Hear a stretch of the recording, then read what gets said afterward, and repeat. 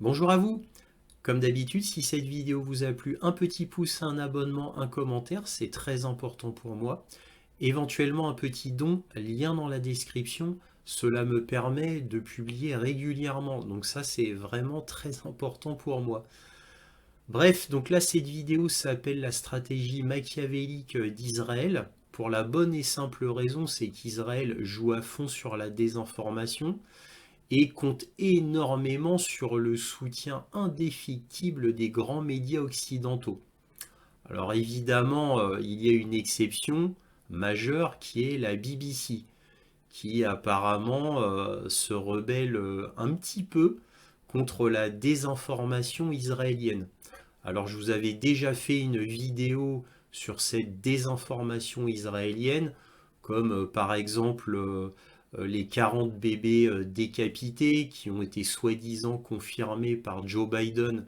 Et en fait, la Maison Blanche qui a fait un communiqué le lendemain en disant que bah non, en fait, Joe Biden pouvait rien confirmer parce qu'il y avait strictement aucune preuve. Donc en gros, il s'excusait d'avoir menti au monde. Et là, on parle de la Maison Blanche hein, quand même, hein. Ensuite, il y a eu le grand centre de commandement sous l'hôpital Al-Shifa, avec force vidéo, montage, etc., par le porte-parole de l'armée israélienne, hein, carrément. Bref, tout ça a été absolument ridiculisé de par le monde, hein. N'oubliez pas aussi le fameux calendrier montré dans la fameuse vidéo de propagande où le porte-parole de Tsahal disait, vous voyez, là c'est le nom des terroristes arabes pour pouvoir faire des rotations. Alors en fait, c'était simplement les noms de la semaine. Mais comme le porte-parole de Tsahal, bah, apparemment comprend pas l'arabe, bah, lui, il pensait que c'était le nom des terroristes. Donc évidemment, tout ça, s'est montré au monde entier. Ils se sont totalement ridiculisés.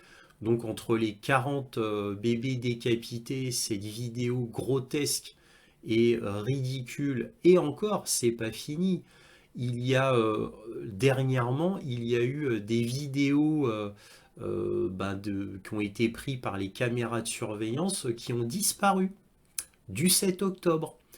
Alors pourquoi je vous parle de ça? C'est parce que Israël, quoi, le gouvernement israélien, n'arrête pas de nous dire que bah, lors du 7 octobre, les terroristes du Hamas ont violé en plus, ils ont tué, bien évidemment. Donc ils nous disent violer, tuer, mais le problème c'est qu'ils ont été incapables de montrer des preuves. Et un grand journal israélien bon, qui a demandé de voir ces vidéos, eh bien, Tzal leur a dit, ah ben, on vient de s'apercevoir que les vidéos ont été supprimées. Voilà, donc on ne peut pas avoir les fameuses vidéos qui prouvent que les terroristes du Hamas, entre guillemets, ont tué et violé des Israéliens et Israéliennes. Donc pourquoi ces vidéos étaient supprimées? Alors ensuite, le gouvernement israélien a fait un communiqué en disant non, non, on n'a pas supprimé les vidéos, on les garde pour nous et c'est uniquement pour la vision de certaines personnes, mais pas pour tout le monde. Voilà. Bon, bref, j'arrête là, je vais vous montrer des articles extrêmement intéressants qui vous montrent tout cela, ainsi que deux vidéos particulièrement édifiantes. Alors je précise qu'elles sont en anglais sous-titré français. Allez, regardons ces articles. On va démarrer par un extrait d'un entretien de Joseph Borrell, le chef de la diplomatie européenne, qui fait un constat sur le conflit israélo-palestinien. Et je vous montre ça parce que je partage totalement son constat. Donc je vous laisse voir ça. We discussed about the catastrophic, apocalyptic, I would say, situation of civilians in Gaza.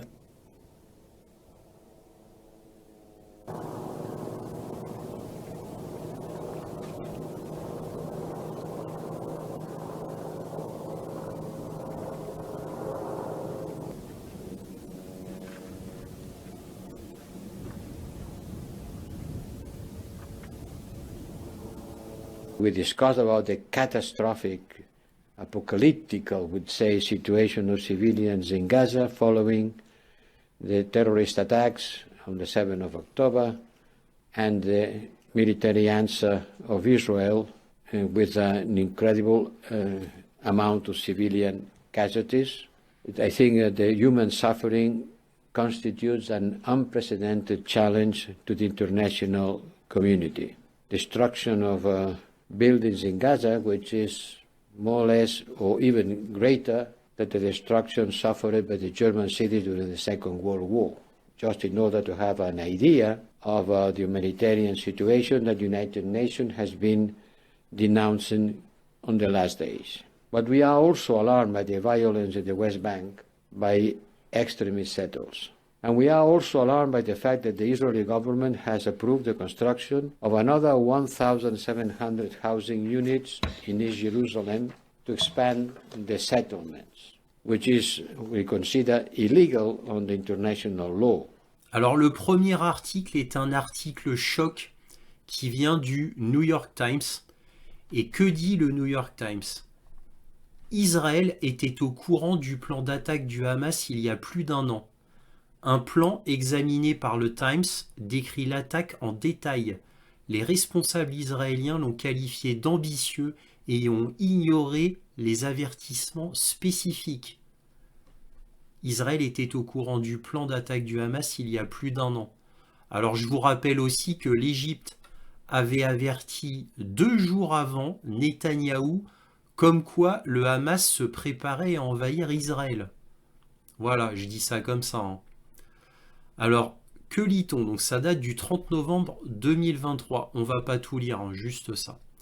Les responsables israéliens ont obtenu le plan de bataille du Hamas pour l'attaque terroriste du 7 octobre, plus d'un an avant qu'elle ne se produise, selon des documents, des courriels et des entretiens. Mais les responsables de l'armée et des renseignements israéliens ont rejeté ce plan, le qualifiant d'ambitieux, le considérant trop difficile à mettre en œuvre pour le Hamas. Le document d'environ 40 pages que les autorités israéliennes ont baptisé « Mur de Jéricho » décrit point par point exactement le type d'invasion dévastatrice qui a entraîné la mort d'environ 1200 personnes. Petit aparté, pendant des semaines, Israël nous disait plus de 1400 personnes. Et maintenant, il y a 2 semaines environ, en réalité, c'était 1200 personnes et non pas plus de 1400. Juste une petite aparté comme ça. Le document traduit, qui a été examiné par le New York Times, ne fixe pas de date pour l'attaque, mais décrit une attaque méthodique destinée à submerger les fortifications autour de la bande de Gaza, à prendre le contrôle des villes israéliennes et à prendre d'assaut des bases militaires clés, y compris une division quartier général. Le Hamas a suivi le modèle avec une précision choquante. Le document appelait à un barrage de roquettes dès le début de l'attaque, à des drones pour neutraliser les caméras de sécurité et des mitrailleuses automatisées le long de la frontière et à des hommes armés déferlant en masse sur Israël en parapente, à moto et à pied. Tout cela s'est produit le 7 octobre. C'est-à-dire que tout ce que je viens de lire, c'était déjà documenté en réalité. Mais ils n'ont pas tenu compte de ce plan-là parce que l'armée israélienne pensait que le Hamas en était incapable. Alors imaginez-vous ce que ça veut dire. Si vous lisez entre les lignes, ça veut dire que le système de renseignement du Mossad, du Shin Bet et autres sont tellement mauvais, entre guillemets, qu'ils ne savaient même pas que le Hamas avait considérablement augmenté sa puissance avec les ans. Et c'est comme s'ils ignoraient que le Hamas était financé en partie par le Qatar et en une moindre partie par l'Iran. Et peut-être encore d'autres parties. Donc ça veut dire ça. Ou alors, il y a une autre possibilité. Et l'autre possibilité, c'était que le gouvernement israélien a refusé ce plan parce que ça les dérangeait que ce plan soit arrêté. C'est-à-dire qu'en fait que ce plan devait aller jusqu'au bout et que cela arrangeait bien Benyamin Netanyahou, qui normalement devait faire affaire à la justice, Netanyahou, à ce moment-là.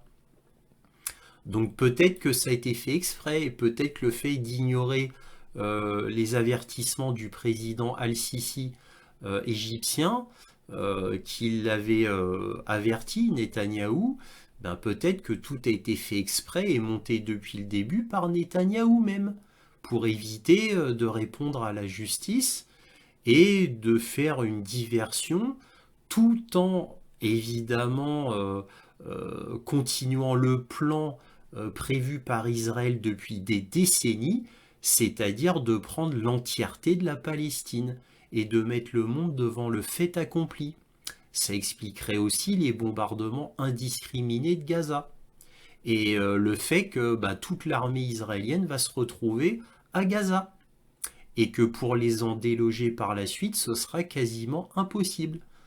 Donc peut-être que Benyamin Netanyahou, dans son plan extrêmement ambitieux, c'était de détourner l'attention de la justice sur sa personne et de continuer, vu qu'il est d'extrême droite, le plan du gouvernement israélien depuis sa création, c'est-à-dire de prendre toute la Palestine et de mettre le monde entier devant le fait accompli. Une fois qu'ils auront tout détruit Gaza, voire tué presque tous les Palestiniens, bon peut-être que c'est ce qu'il veut faire, mais je pense pas qu'il y arrivera.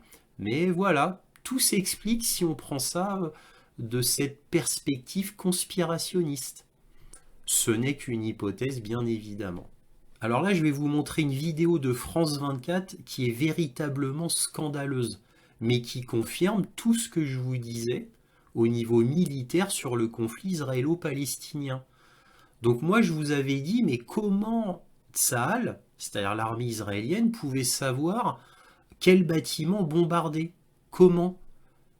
Évidemment, on ne voyait pas de force de Tsahal de renseignement, il n'y a rien, absolument rien qui a été filmé ni documenté par Tsahal pour montrer qu'ils allaient de bâtiment en bâtiment et qu'ils recueillaient des informations. Non, du tout.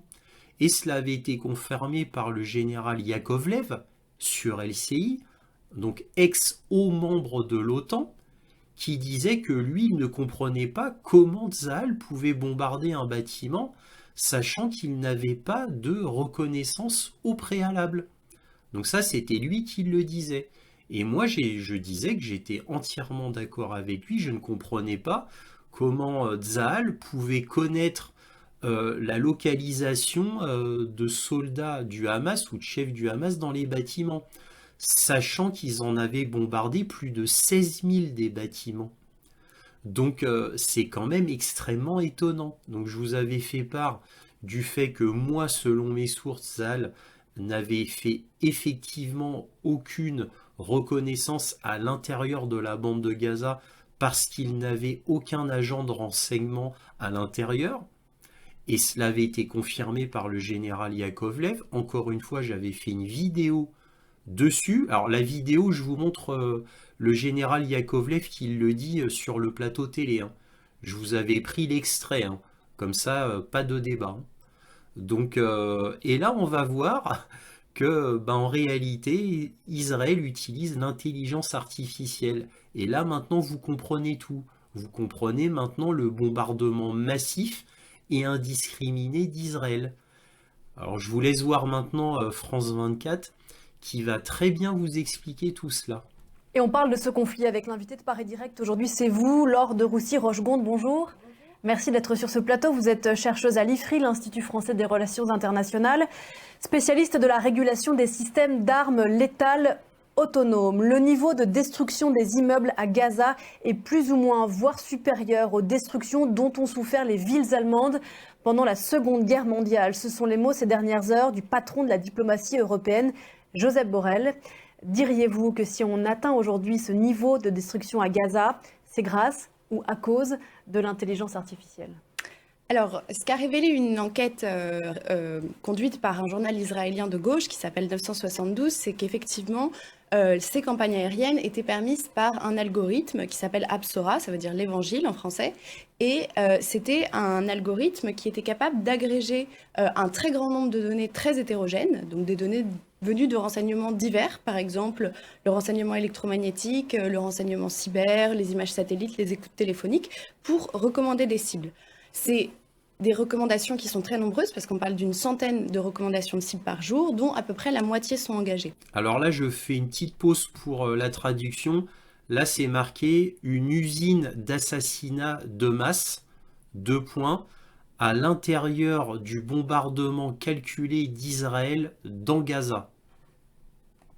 Et c'est comme ça qu'il y a eu 15 000 frappes depuis le début du conflit à Gaza, ce qui est quand même 3 fois plus qu'en 2014 lors de l'opération Bordure Protectrice. Et la différence, c'est effectivement cet algorithme qui a été implémenté dans l'armée israélienne depuis 2021 environ, et qui avait déjà servi pendant l'opération Gardien des Murs, mais qui visiblement est beaucoup plus massivement utilisé désormais, avec les conséquences que l'on voit sur le plan de la campagne aérienne. Alors cette vidéo était vraiment très importante, car cela permet de donner un tout cohérent au conflit israélo-palestinien et surtout au fait qu'il y a un véritable bombardement indiscriminé, comme le dit Joe Biden d'ailleurs, il l'a dit récemment. Bref, là on a une explication claire et nette, factuelle, du pourquoi, du comment. Donc, mais c'est vraiment très inquiétant comme fait, parce que cela veut dire que en réalité, Tzal est devenu tellement incompétent et tellement fainéant qu'il se repose sur l'intelligence artificielle, sachant très bien, évidemment, que rien ne remplace un espion sur place, un agent sur place qui prend des vrais renseignements sur place, de première main. Là, il s'appuie sur l'intelligence artificielle pour les bombardements. Mais c'est absolument scandaleux. Ça veut dire que maintenant, ils sont tellement tombés dans la déliquescence et l'incompétence et même la fainéantise qu'ils en arrivent là. Sauf que là, on parle de vie humaine. Et en parlant de vie humaine, on comprend bien pourquoi ils ne veulent pas envoyer des agents de renseignement dans la bande de Gaza. C'est très dangereux, bien évidemment, mais alors, une armée, ça sert à ça. C'est à prendre des renseignements au péril de la vie, évidemment, pour avoir de véritables et authentiques renseignements, afin d'éviter de bombarder de manière indiscriminée et d'épargner au maximum les civils à l'intérieur. Toute armée est censée faire ça. C'est le minimum. Or, Israël ne veut même pas faire ce minimum qui est non seulement le minimum militaire, mais c'est un minimum éthique, c'est un minimum moral. On ne parle pas d'un jeu vidéo. Là, ce sont les vies humaines et ils se reposent sur l'intelligence artificielle. C'est un scandale absolument gigantesque. Et ce qui montre donc, comme je le disais, l'incompétence terrible du gouvernement israélien et des forces armées israéliennes. On en a la preuve la plus éclatante avec le 7 octobre, bien évidemment.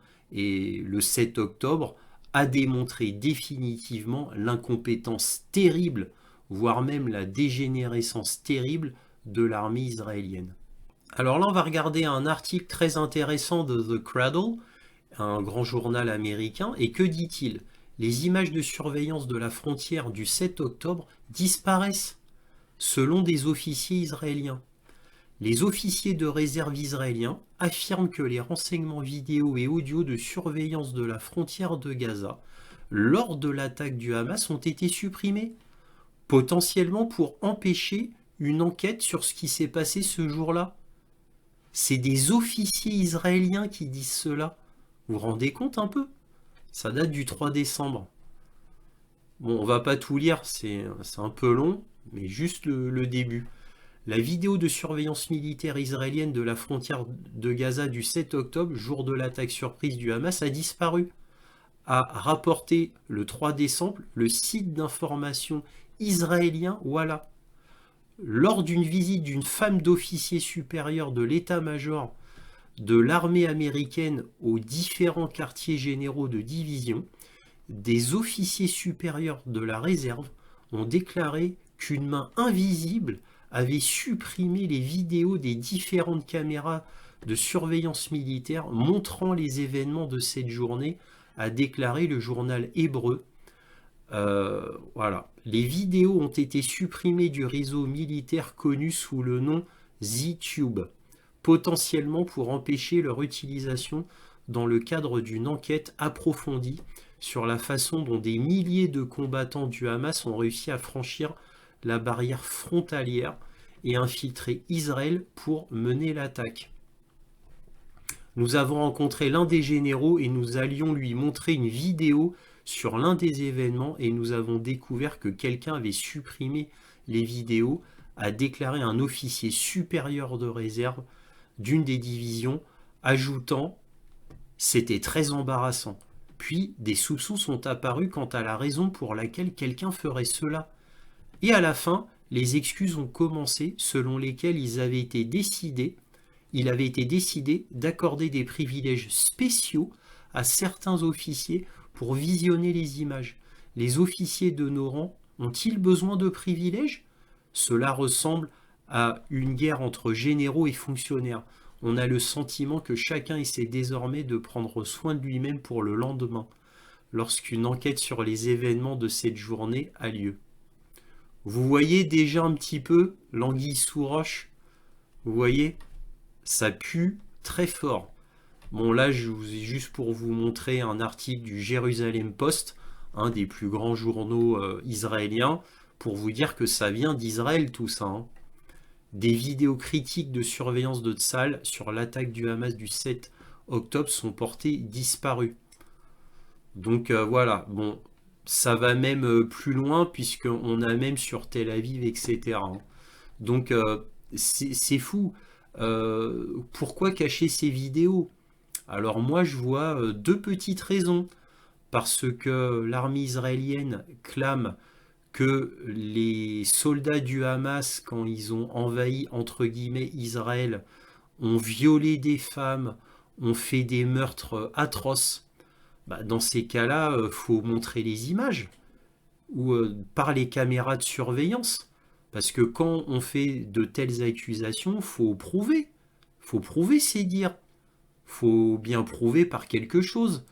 Et donc, il y a énormément de caméras de surveillance dans Israël. Et à la frontière, bien entendu. C'est là où il y en a le plus au monde. Justement, pour prévenir des forces terroristes du Hamas qui viendraient dans Tel Aviv, ou bref, dans Israël, quoi. Et donc, c'est pour ça qu'il y en a autant de caméras de surveillance. Et comme par hasard, il n'y a aucune image qui a été montrée au monde. Dans aucun média. Bah, s'il violait des femmes et faisait des meurtres atroces, pourquoi cela n'est pas montré? Cela clouerait le bec au Hamas et cela donnerait énormément d'avantages diplomatiques à Israël. Cela ferait une sorte de vague pour Israël. Vous voyez? Bah, pourquoi ne le font-ils pas? Le fait qu'ils cachent tout cela ajoute de la suspicion à Israël. Là maintenant vous allez voir deux vidéos d'affilée, c'est des vidéos en anglais sous-titrées français. La première vidéo vient d'un gros youtubeur américain qui montre un extrait de télévision israélienne où la chaîne de télé israélienne s'excuse auprès d'une otage israélienne, une personne très âgée, qui était aux mains du Hamas. Alors pourquoi cette chaîne de télévision s'excuse publiquement auprès de cette personne? Ben, c'est parce que quand cette vieille dame a été libérée par le Hamas, elle a dit qu'elle a été extrêmement bien traitée, qu'ils lui ont même donné les médicaments qu'elle avait besoin, qu'ils étaient regroupés tous ensemble, donc socialement c'était parfait, qu'ils pouvaient faire leur rite religieux, etc. Et cette chaîne de télévision avait dit que cette vieille dame mentait. pour protéger son mari, parce que son mari était aussi aux mains du Hamas. Donc comme son mari est resté aux mains du Hamas, eh bien cette chaîne de télévision a dit qu'elle mentait, tout simplement. Alors évidemment, tout ça c'était pour la communication, pour la propagande, c'est pour ça ils ont dit qu'elle mentait. Mais comme tous les faits se sont avérés vrais, tout ce que disait la vieille dame s'est avéré vrai, parce que tous les autres qui étaient avec elle, d'autres témoins, donc qui vivaient avec elle, ont dit strictement la même chose, et eux n'avaient pas de mari, de frère, de fils qui étaient encore retenus par le Hamas. Au final, le gouvernement israélien a conclu après enquête qu'ils disaient tous vrai, qu'ils avaient été bien traités par le Hamas. Donc cette chaîne de télé israélienne qui avait vilipendé cette vieille dame, eh bien, s'est excusée publiquement. Ce qui montre quand même que les grands médias israéliens, tout du moins ce média-là, est extrêmement honnête, et là, faut pour le coup très moral. Parce qu'une grande chaîne de télé israélienne qui s'excuse, c'est pas mal. Bon, vous allez me dire, c'est trop tard, hein, fallait pas dire à cette vieille dame qu'elle mentait déjà en premier lieu. Mais bon, le fait qu'il s'excuse publiquement, c'est vraiment bien. Surtout que l'excuse est devant un grand parterre de journalistes de cette chaîne, de consultants, donc ils ont fait ça bien. Mais voilà, donc ça valait le coup de vous montrer ça. Alors je vous laisse voir en vrai l'extrait de vidéo qui est malheureusement en anglais, mais c'est sous-titré en français. Alors certes, pas des super sous-titres, mais bon, c'est tout ce que je peux faire. Regardez ça, vous allez voir, c'est vraiment édifiant. Hotspot says Israel's Channel 13 details the testimonies of those held captive by Hamas. They were treated fairly, given good food, given medication, and allowed to stay close to family and friends. They also issue an extensive apology to the elder woman. So the TV station. I remember that woman that had tea. So they were saying this woman, I don't know how you say her name, something Lifshitz, who was accused of lying about how well she was treated by Hamas for the sake of her husband. So she was treated well by the Hamas, and then the Zionists smeared her, saying she was lying. Well, what a piece of shit she would have been if she had been lying to save her husband. By the way, why aren't you trying to save her husband? IDF? Okay, here we go. So this is Israeli TV turning on the Zionists. That's what this is. And turn it down so I'll read what he says. So he says, the stories match the story of that Lifshitz woman. They entered a very long tunnel, many kilometers, some of them on bikes with Hamas men, others on foot. And this was probably towards the area of the Khan Yunis hospital. And there, most of the time, they were held together. They said they were not harmed or humiliated. There was not so much food as they saw. Some of them lost weight. But Hamas tried to provide their needed medications every day. Some days medications could not be provided, but Hamas tried to provide the medications every day. Oh, because they blew up their hospitals? But couldn't always succeed at that. They said that most of them were held together, holding meetings and lectures, telling each other stories, doing activities. And because they were all held together, guess what? They gave them the strength to keep going underground, keep going when they were underground. Some of them heard on the radio inside the tunnels about their relatives who died on Saturday. And others were told yesterday that some of their family members died on that day. All the hostages were together. This is important. And they speak of good conditions and good treatment from Hamas, plus the medications. They were not treated violently or humiliated. Of the interesting facts you told us, they were from the kibbutz. They kept their daily routine. Even there were lectures and joint activities. So they're allowed to do their kibbutz activities. What? I thought they were having their baby heads chopped off. I thought they were chopping baby heads and raping everybody. Turns out no. And so what they were allowed to do their kibbutz activities, that helped them stay strong because they were all together. Are you sure the Hamas wasn't taking Viagra so they could rape more? They felt they were a community. Hang on, let me back that up. They felt they were a community even there. And here we should say that many of us attacked that Lipschitz lady. So now they're doing a mea culpa. She said the same exact things, but received a very bad treatment from us, meaning the people in the news. They accused her of causing a PR disaster and lying for They accused her of causing a PR disaster.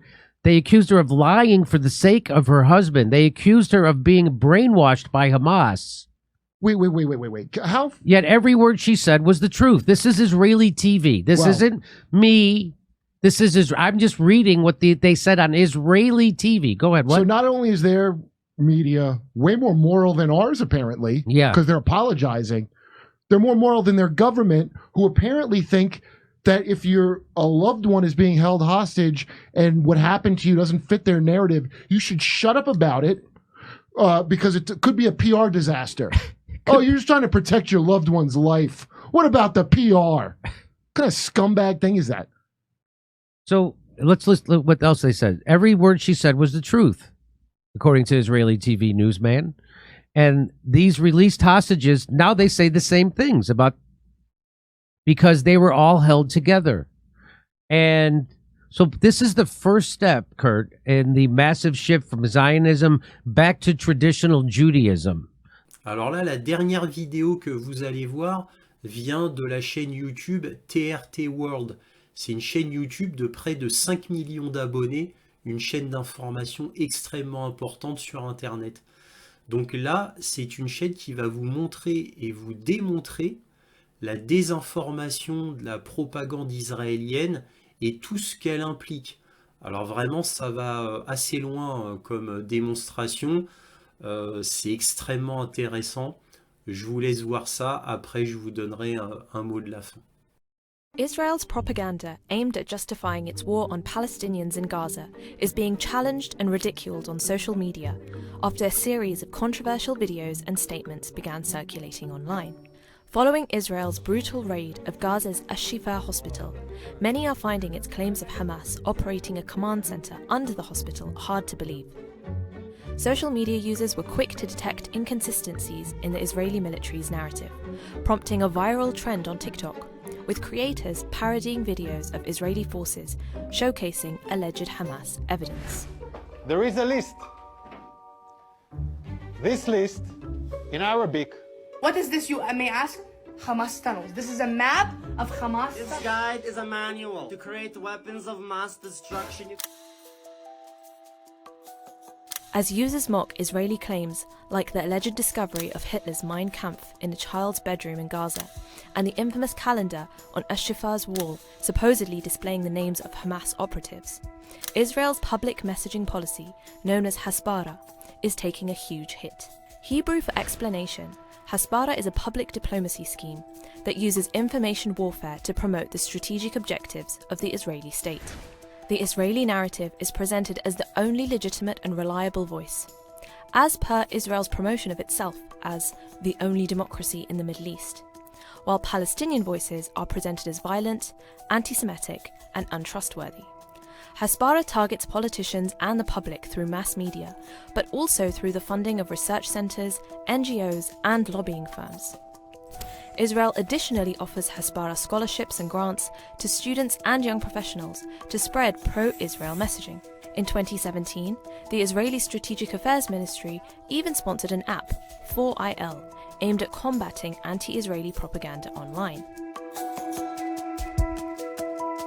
While Israel has been successful in convincing Western politicians and media agencies of their narrative, they are now facing a new challenge: the rising influence of a generation that has grown up with smartphones and social media.